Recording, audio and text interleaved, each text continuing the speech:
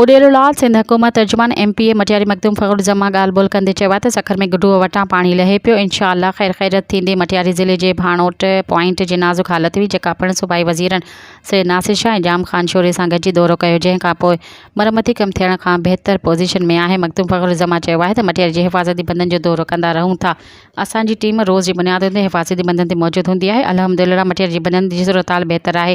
इंतज़ामिया पारां मुख़्तलिफ़ relief camp क़ाइमु करे मुतासिरीन खे हेल्थ समेत ॿियूं सहूलियतूं ॾिनियूं पई वञनि। इन खां अलावा लाइफ स्टॉक तरफ़ां पिणु चौपाई माल खे वैक्सीन ऐं ॿियूं सहूलियतूं मुहैया थी रहियूं आहिनि। हुन चयो त मटियारी समेत ज़िले अंदरि अमन अमान जी सूरत हाल बहितर न आहे। मटियारी जे नए SSP खे अञा 2-3 ॾींहं थिया आहिनि। SSP बहितरीन ऑफिसर आहे। उमेद आहे त ज़िले अंदरि अमन अमान जी सूरत हाल खे बहितर करण ऐं मंशा जी मुकमल ख़ात्मे लाइ जोगा क़दम खणंदो।